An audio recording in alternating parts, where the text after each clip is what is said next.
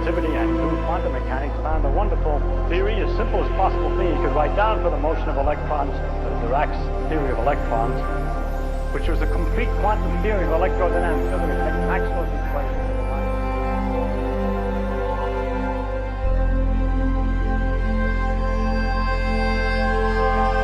Was accomplished in 1929. That was called quantum electrodynamics. Hola, bienvenidos a un nuevo capítulo del curso de electrodinámica cuántica. Pues bien, hoy vamos a hacer un ejemplo, el segundo ejemplo. Y seguramente alguien me puede decir, oye, pero en el capítulo anterior dijiste que ibas a hacer un resumen y luego ibas a decir las reglas de Feynman y tal. Y efectivamente he estado a punto de hacer eso, pero he pensado, digo, no, espera, porque nos falta un ejemplo en donde las patitas externas, o los estados externos si queréis, sean fotones.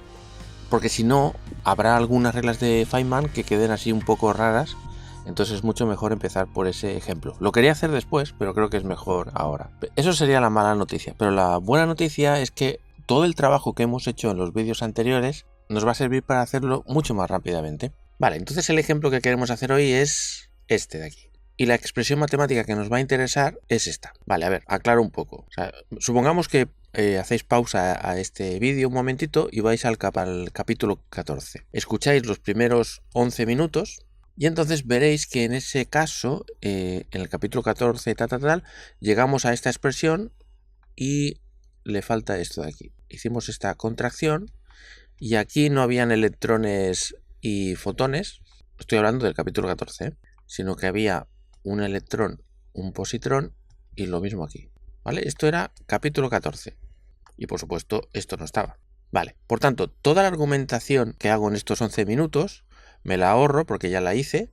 Y ahora simplemente lo que vamos a hacer es, en vez de partir de la idea que queremos que un electrón y un positrón colisionen de alguna manera y después vuelvan a salir un electrón y un positrón, o un muón y un antimuón, ahora lo que vamos a querer es justo lo que teníamos hace un momentito. Lo que vamos a querer es la colisión de un electrón con un fotón, que pasen cosas y que salga un electrón y un fotón.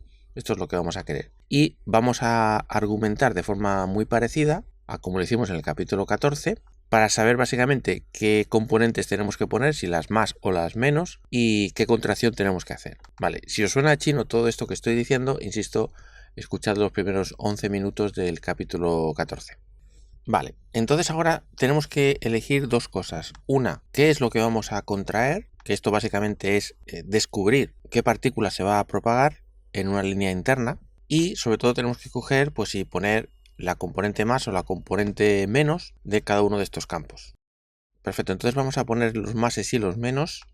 Este electrón que entra por aquí, que es esta línea blanca, tiene que ser destruido. Por lo tanto vamos a poner un más, porque tal como por aquí, un psi más destruye un electrón. También necesitamos destruir un fotón, por lo tanto, ¿qué tenemos que poner? Pues un más en el campo A. Perfecto. Y ahora tenemos que crear este electrón de aquí, por tanto, psi barra menos, y esto lo podéis ver aquí, que se crea un electrón con el psi barra menos. Destruimos ese electrón virtual, en este punto estamos ya en el vértice X1, y ahora creamos un fotón y creamos un electrón, que son este electrón y este fotón que hay por aquí. Y nos falta la contracción, y la contracción en este caso es esta de aquí. Porque aquí en el punto X2 se crea un electrón y en el punto X1 se destruye. Y si no, mirad aquí. El psi barra menos crea y el psi más, lo tenemos aquí arriba, destruye el electrón. Es decir, un propagador. Vale, muy bien. Pero al contrario de lo que hicimos en el capítulo anterior, esto no lo podemos sacar fuera. Y la razón es porque esto no es un escalar, sino que es realmente una matriz. 4×4. Acordaos del capítulo 11 de QED, de esta misma lista de reproducción. Vimos que el propagador fermiónico es, de hecho aquí voy a poner Q en vez de P, por razones que veremos enseguida, pero Q es un momento, bueno, de hecho un cuadrimomento. Y aquí voy a poner alfa como índice mudo para que no sea ni mu ni nu. Entonces fijaos que al haber estas gamas aquí, esto es lo que hace que esto sea una matriz 4×4. Y como aquí tenemos otra matriz, aquí dentro saldrán vectores, filas, columnas, en fin, bueno, vamos, que no podemos hacer, o sea, no podemos sacarlo, vamos, no es un número. así que esto lo vamos a dejar guardado para dentro de un ratito. Muy bien, para poder seguir necesitamos asignar a cada patita un cuadrimomento y una polarización, así que por ejemplo podemos llamar a este P1 y polarización R1, P2, polarización R2, a esto lo vamos a llamar Q, a esto P3, R3 y P4, R4. Bien, vale, ahora lo que voy a hacer es muy guay.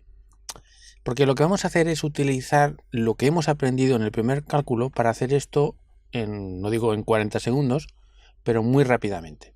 Porque vamos a aprovecharnos de todo lo que aprendimos en el capítulo 14 de QED.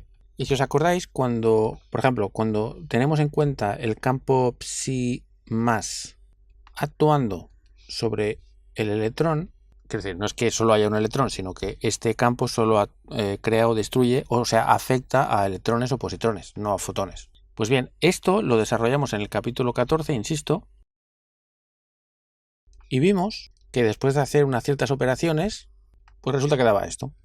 La U con la polarización correspondiente, que en este caso, como estamos hablando de este electrón de entrada, estamos hablando de este electrón y por tanto tiene la polarización R1 y el trimomento P1 por la exponencial de P1 y la posición en concreto que es la X2. ¿Vale? Insisto que esto lo hicimos en el capítulo 14, allá por el minuto más o menos 20 o algo así, más o menos, o un poco antes. Por lo tanto, nos preguntamos, por cierto, y por supuesto poniendo el vacío de electrones y positrones.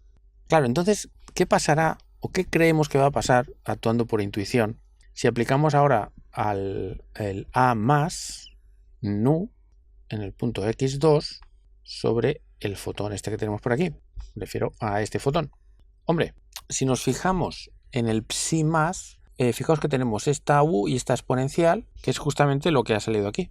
Así que no sería descabellado pensar que cuando miremos aquí en el A más, pues diera esto. Pues bien, resulta que efectivamente da eso. Pero no debo, bueno, lo copio primero un segundo, será epsilon R de un cierto P que vamos a mirar ahora cuál es, E elevado a menos I, la P que ahora miramos qué es, y el punto es X2 seguro. Y aquí el vacío de fotones. Vale, ¿qué R? Bueno, pues mirando aquí vemos que el fotón tiene polarización que hemos llamado 2 y el trimomento o el cuadrimomento, como queráis, es el 2. Por tanto, aquí habrá un 2. Bien, esto es, si actuamos así, digamos, como con lógica, ¿no? O con intuición. Pues efectivamente, esto es lo que da. Esto, como es el propagador que está contraído, no lo tenemos en cuenta. Y ahora nos faltaría ver qué es lo que pasa con esto. Es decir, con este trozo de aquí. Pero para no liar la cosa, vamos a copiar primero este resultado. Vamos a ver. Vamos a borrar esto y vamos a poner lo que da. Por cierto, se me iba a olvidar, perdón, que hay una cosa que no he tenido en cuenta y que hay que tener en cuenta, obviamente, que es que esta epsilon, este vector de polarización del fotón, tiene un índice mu, que en nuestro caso no es mu, sino es nu. Así que esto tiene un índice nu. Ahora sí, se me había olvidado. Por lo tanto, copiamos y las exponenciales, como son numeritos, lo puedo poner a un lado sin problemas. Así que de hecho las voy a juntar, exponencial de menos I, X2, factor común, y aquí tendremos P1 y aquí tendremos P2. Y por supuesto el vacío, ya el vacío de electrones y de fotones. Todo esto que estoy haciendo lo podemos considerar como un ejercicio y lo que voy a hacer justo ahora también como ejercicio. Por cierto, antes de seguir, ahora que estoy viendo la N, perdona que estoy un poco despistado, claro, antes de quitar esta N lo que habría que hacer es normal ordering, que me he descuidado. Lo que pasa es que no he caído por una sencilla razón, y es que los campos que están aquí dentro ya están ordenados de forma normal, porque fijaos que estos máses de aquí están a la derecha y el resto, los menos, hacia la izquierda. Estos de aquí no cuentan porque están contraídos. Es decir, que podría quitar perfectamente el normal ordering porque ya está ordenado de forma normal. Por eso se me ha olvidado. Pero si no estuviera ordenado normalmente, antes de quitar la N tendríamos que hacerlo. Y ya sabéis, cuando intercambiamos de orden o de posición dos campos fermiónicos que estén uno al lado del otro, hay que cambiar de signo. y los bosónicos, como son estas A's, pues se pueden cambiar sin ningún problema, sin cambiarse de signo ni nada. Vale, ahora sí. Ahora ya podemos borrar. Pues bien, lo que decía, el ejercicio es comprobar esto, pero también lo que voy a decir ahora, que es que fijándonos aquí y aquí, lo que voy a deciros es que el resultado va a dar una U barra, y ahora estoy mirando aquí, R, P, y enseguida pongo qué P y qué R es, por este factor exponencial, y la R, como estamos refiriéndonos al electrón que sale de X1, estamos hablando de P3 y R3, y en el punto X1. Pero cuidado, esto ahora, teniendo en cuenta que el vacío está aquí, a la izquierda. O sea, estamos considerando esta gente actuando hacia la izquierda, y recordad que un A daga sobre el vacío a la derecha crea cosas, ¿no? Por ejemplo, un electrón. Bueno, en este caso si es una A, sería un fotón, pero bueno, da igual, una partícula. Pero esto actuando hacia la izquierda daría cero, o sea, destruiría. ¿Vale? Lo que ya hemos comentado alguna que otra vez. Por eso digo que es interesante que lo hagáis como ejercicio para casa. Y si no sabéis hacerlo o tenéis pereza y tal, os pondré abajo en la descripción el link de la solución del ejercicio que puse en el capítulo, creo que recordar que era el 14 o el 15, ahora no recuerdo. El 15 me parece.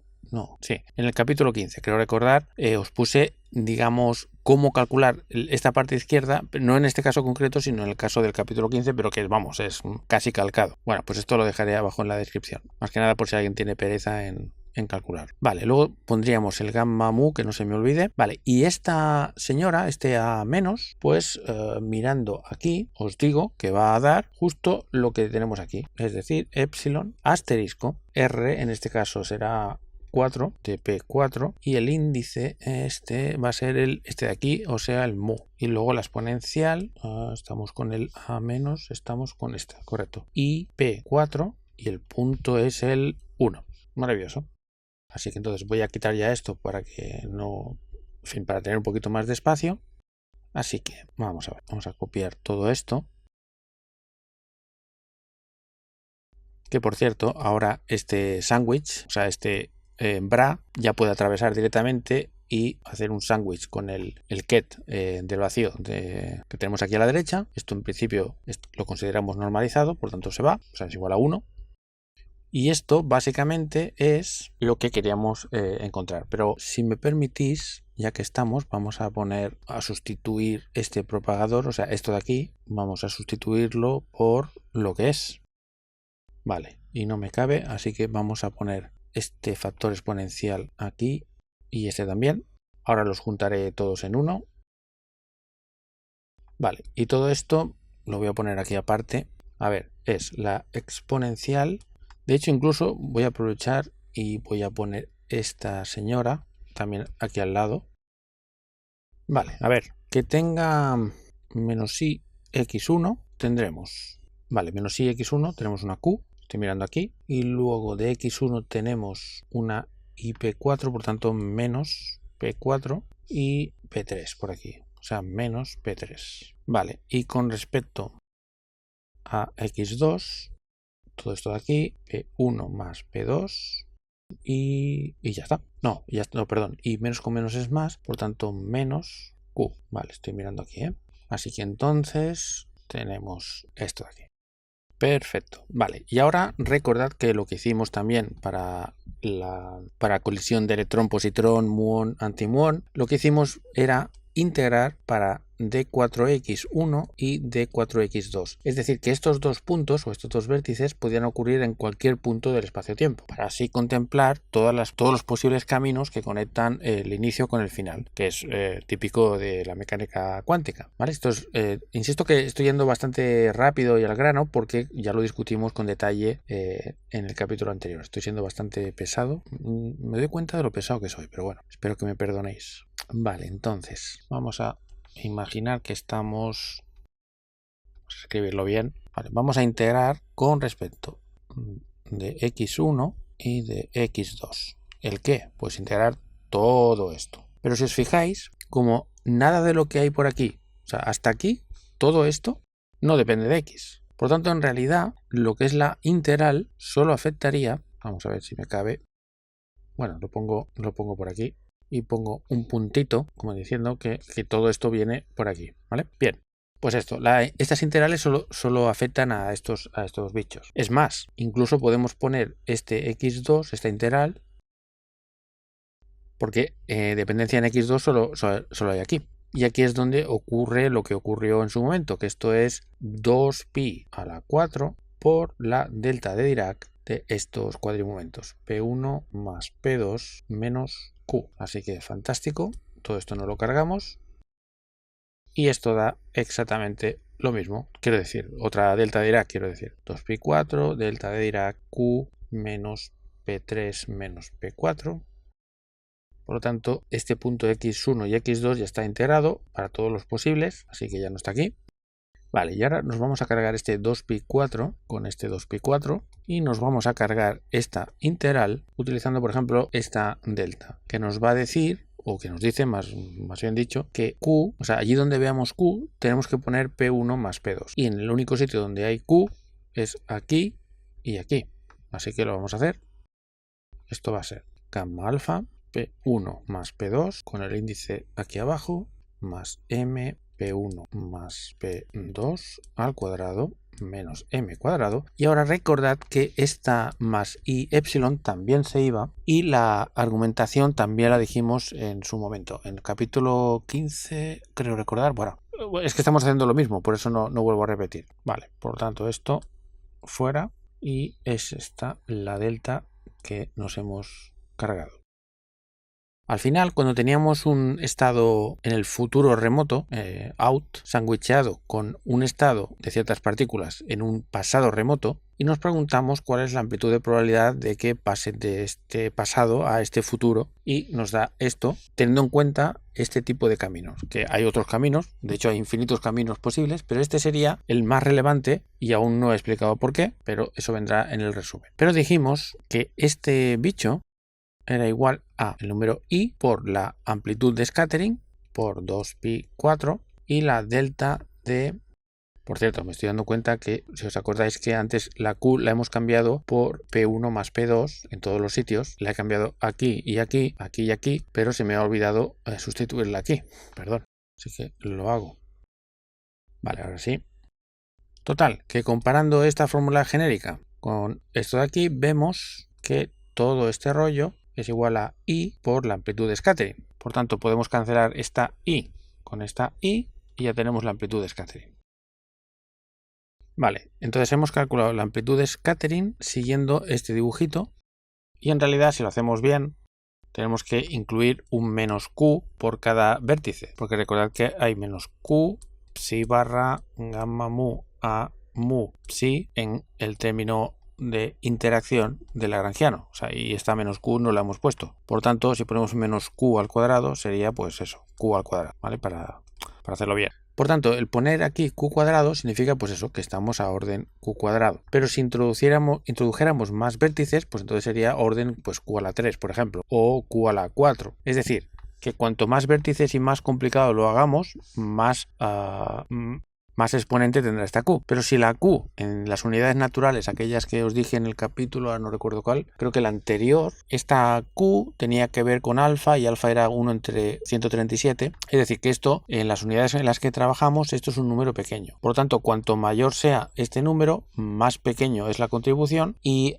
todos los demás caminos son menos importantes a nivel numérico que este, que es el más importante o el leading term que le llaman. Pero ¿qué pasa? Que a diferencia del proceso que calculamos en los capítulos anteriores, me refiero a este, el leading term de este de aquí solo es este, o sea, no hay más. Cualquier otro camino que acabe con, o sea, que empiece con electrón, positrón, electrón, positrón, o muón, o antimuón, bueno, pues digamos es bastante más complicado, tiene más vértices, es decir, que está a otro orden de teoría de perturbaciones y por tanto es una contribución o una corrección menor. Sin embargo, en este caso concreto, cuando entra un electrón y un fotón para dar un electrón y un fotón, resulta que hay otra manera de interpretar esto que está en el mismo orden perturbativo que este y por tanto se tiene que tener en cuenta porque si no experimentalmente no cuadraría. ¿Y cuál es ese? Bueno, pues es muy parecido a esto. Déjame copiarlo. Vamos a poner este aquí. Vale, pues es, insisto, muy parecido a esto, pero este fotón sale de aquí y el fotón este, a ver, lo voy a dibujar porque esto es un truño. Que aquí lo que ocurre es, primero ocurre la absorción, o sea, por parte de este electrón ocurre la absorción de este fotón y luego la emisión de un fotón. Mientras que aquí primero ocurre la emisión de un fotón y luego la absorción de un fotón. Pero a nivel externo, tanto este como el anterior, sin mirar los detalles, fijaos que ocurre que entra un electrón y un fotón y sale un electrón y un fotón, al igual que esto, ¿vale? Pero lo importante, insisto, es que aquí en este diagrama que acabo de dibujar, este de aquí, también es de orden 2. Esto es lo importante. Vale, entonces, ¿qué significa esto? ¿Que tenemos que volver a calcularlo todo y tal? Bueno, pues la respuesta afortunadamente es que no hace falta. Lo que vamos a hacer es un copy-paste de esto, porque se va a aparecer mucho. Dibujamos bien las patitas. Vale, y si os acordáis de hace un momentito, esta Q de aquí era P1 más P2, ¿vale? Esto está aquí, por ejemplo. ¿Y cómo se ve a nivel de dibujito? Pues muy sencillo. En este vértice de aquí verde, fijaos que entra P1 y P2 y por lo tanto tiene que salir P1 más P2 porque es la conservación del cuadrimomento. Sin embargo, en esta Q de aquí, fijaos que entra P1, pero luego se va P4. Por lo tanto, en realidad, este P2 de aquí no hay que ponerlo y hay que poner menos P4, ¿vale? Es decir, que la Q es P1 menos P4. Otra cosa que cambia, que ahora mismo puede parecer bastante misterioso, y es que esta mu y esta nu se intercambian. O sea, esto es lo que ocurre, lo dejo como ejercicio. O sea, el ejercicio consiste en plantear este diagrama y hacerlo todo desde cero. Pero claro, iréis bastante rápido porque ya hemos practicado bastante. Pero bueno, es un buen ejercicio comprobar que va a dar esto. Y esto nos induce a pensar que de alguna manera podemos asociar a cada vértice un índice. Porque si os fijáis, en este gráfico, en este diagrama de aquí, vemos que el UR1, que tiene que ver con esta línea, y el epsilon R2, que tiene que ver con esta línea, cuando se juntan aquí, fijaos que hay un índice repetido que es el nu. Por tanto, podemos de alguna manera asociar el índice nu a este y por la misma razón el índice mu a aquí. Y por tanto, este índice nu, de alguna manera, lo hemos asociado a la absorción, ¿no? Y como la absorción ocurre aquí, pues ponemos el índice nu aquí y el mu aquí. ¿Vale? Esto es menos intuitivo, pero es lo que da. Entonces, la gracia estará cuando hagamos las reglas de Feynman, esto de aquí no habrá ni que pensarlo, saldrá automático y por tanto no será una fuente de sufrimiento para nosotros. Luego, también es importante recalcar que esto es exactamente un número. ¿Por qué? Porque R4 será pues o 1 o 2 y esto selecciona el vector polarización o el 1 o el 2. Pero una vez seleccionado eso, esto es la componente muésima. Por tanto, esto al final es un número. Así que entonces, y esto también, ¿eh? Así que entonces esto lo podemos perfectamente colocar donde queramos. Entonces, vamos a colocarlo, pues por ejemplo, a la izquierda de todo, por ejemplo. Y lo mismo podemos hacer con este de aquí arriba. Y ahora sí, ya hemos acabado, porque la amplitud de scattering será la suma de la posibilidad de que primero absorción y luego emisión, más la amplitud de que primero emisión y segundo absorción.